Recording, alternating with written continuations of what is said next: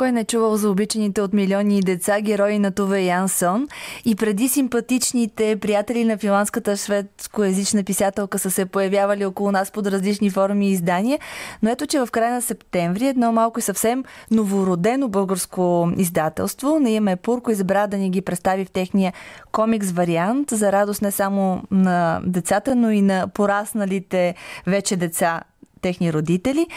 Героите Мумин Троли ще се появят в оригиналния им вид черно-бели, което максимално ще ни доближи до изразните средства, с които борави тяхната авторка, така както поредицата се появява през далечната 45-та година. Първи при нас са историите Мумин Трол и разбойниците, следвани от Мумините и семейния живот в превод на Анелия Петрунова. Пурко е издателството, което иска да грабне любители на добрата история и красивата илюстрация, съчетание в едно, впускайки ни в това прекрасно приключение на мумините. Десислава Йорданова, създател на Пурко, вече е на телефона. Здравейте, добро утро! Добро утро на всички! Защо избрахте Туве Янсон? Защото я обожавам нейното творчество. Аз лично съм въвлечена в сферата на детските книжки, детската илюстрация. И просто нещата така се случиха, че се влюбих в тия комикси и направих крачката да създам издателство, което, идеята за създаването не възникна с комиксите, но те някакси ми дадоха смелостта да прекрача в това си решение. Всеки един от персонажите на Туве Янсон е шедьовър. Вие имате ли си любим? Не, любим нямам.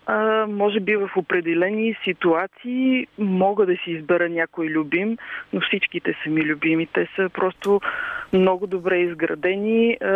Като казвам изградени, просто Туве Янсон, тя умеела да наблюдава много, много добре и да съчетава събраните познания от съзърцаването на природата и на хората и да ги облича не само в текста ми, в илюстрация. Кои са историите, с които решихте да започнете и не случайно?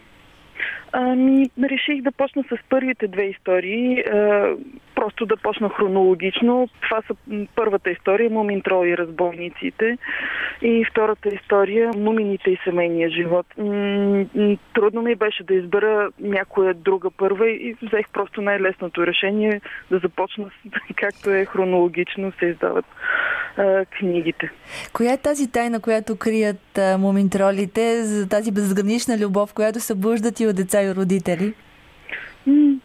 Този въпрос ми бива задаван доста често и някак си ми е трудно да отговоря с 2-3 изречения, но нещото, което мисля, че грабва хората и мен включително, е, че Туве Янсон успяла да създаде цял свят. Тя не си поставя граници да използва само муминското семейство. Тя добавя други герои. Самата Муминска долина няма граници, както и ни ваши колеги. Ще ги цитирам: на изток граничи с запад, на север с юг. Тоест безгранично е света на мумините. И това дава възможност на авторката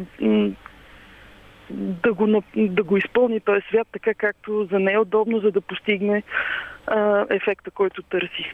Какво си пожелавате за Пурко, за вашата рожба издателство?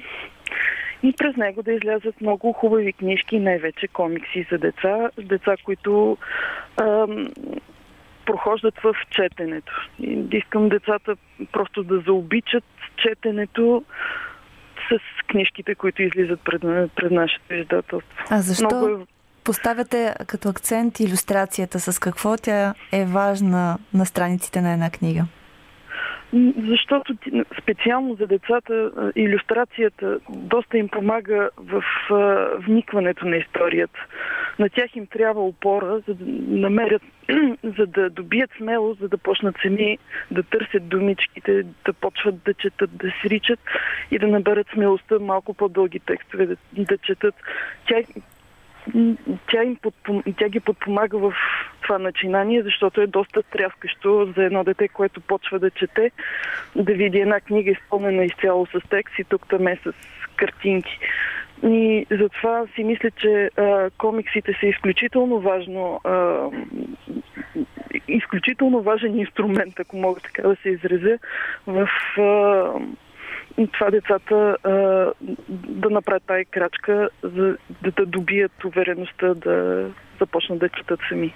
А ние поканихме нашите слушатели също да се присъединят с децата си в семейството на Мумините и да преоткрият тази необятна страна, която граничи на север и на юг със себе си, нали така? Благодаря ви, Десислава Йорданова, за това, което ни разказахте в ефира на Закуска на тревата. Десислава Йорданова, създател на издателство Опорко, което издава Муминтрол, разбойниците и мумините и семейния живот.